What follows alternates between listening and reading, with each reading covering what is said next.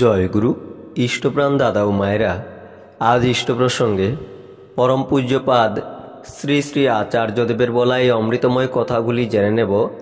বিশেষ করে মায়েদের দেখা এই ভিডিওটি খুবই প্রয়োজন, প্রত্যেকের জন্য খুবই গুরুত্বপূর্ণ ভিডিওটি লাইক করে শেয়ার করবেন। পেজে নতুন হলে পেজটি ফলো করবেন। ইউটিউবে দেখে থাকলে অবশ্যই ইউটিউব চ্যানেলটি সাবস্ক্রাইব করে রাখবেন। এবারে বিস্তারিত। শ্রী শ্রী আচার্যদেব একবার বললেন, বাচ্চা যখন ধীরে ধীরে বড় হয়, স্বামী কর্মে ব্যস্ত হয়ে পড়ে। মায়েরা বলেন, কি গো শুনছ, একটা দরকারি কথা আছে। স্বামীরা জানায়, এখন সময় নেই, পরে বলবে। এদিকে বাচ্চা বড় হতে না হতেই তার দুনিয়া নিয়ে ব্যস্ত।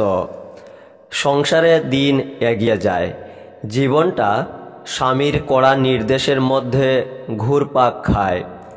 এদিকে যেও না, ওদিকে যেও না, এভাবে চলো না। সবসময় নির্দেশ আর নির্দেশ। একটা ট্রাফিক পুলিশের কন্ট্রোল রুমের মধ্যে যেন জীবনটা চলে গেছে। বাচ্চা বড় হতেই মাকে বলে, ও তুমি কিছু বুঝবে না, তুমি যাও। মায়েরা ভাবেন যে সংসারে স্বামী পুত্রের জন্য আমার জীবন অতিবাহিত করলাম, অবশেষে সেই সংসার থেকে কি ফিরে পেলাম? শুধু অবসাদ আর একাকিত্ব ফিরে পেলাম। তাই মন দুঃখী হয়ে ওঠে। এই দুঃখী মন নিয়ে সংসারের ঘর কন্যা করবেন, খাবার প্রস্তুত করবেন। সেই খাবার যতই সুস্বাদু হোক না কেন, মনের সেই অবসাদ আর দুঃখ পরিবারের প্রিয়জনদের মধ্যে প্রবেশ করে তাদেরকেও অবসাদগ্রস্ত করে তুলবে।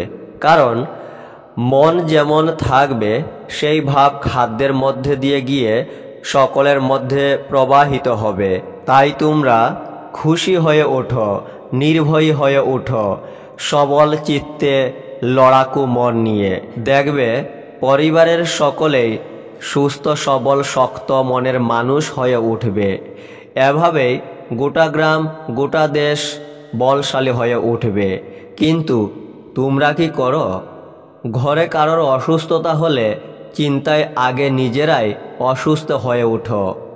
কারো রোজগার কমে গেলে তাকে মনোবল দেওয়া, শক্তি দেওয়া, আশ্রয় দেওয়ার বদলে নিজেকেই আগে দোষী ভাবতে থাকো, অবসাদগ্রস্ত হয়ে পড়ো। এই ভাবনাটা বদলে তখন আমার জীবনে আগে তাকে বসাতে শুরু করবে।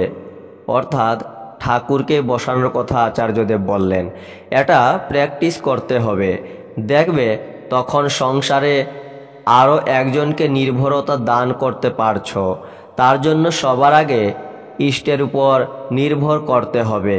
আচার্যদেব আরও বলেছেন, সংসারের কাজ সামলিয়ে দুপুরে বা সন্ধ্যায় 2-4 জন দল বেঁধে নিজেদের এলাকার বিভিন্ন মানুষের কাছে পৌঁছে যেতে পারেন।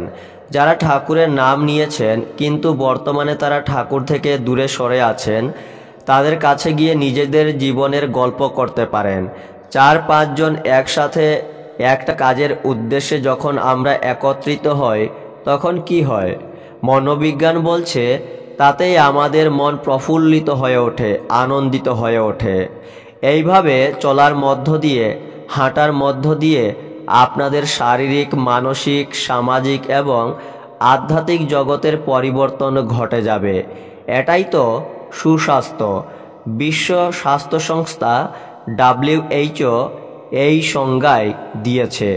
এভাবেই আপনারা এগিয়ে যান। আধ্যাত্মিকতা শুধুমাত্র কটা রিচুয়ালস, অনুষ্ঠান বা মন্দির ওরিয়েন্টেড সংক্রান্ত যেন না থাকে, তা যেন জীবনের সাথে সম্পৃক্ত হয়। জয় গুরু।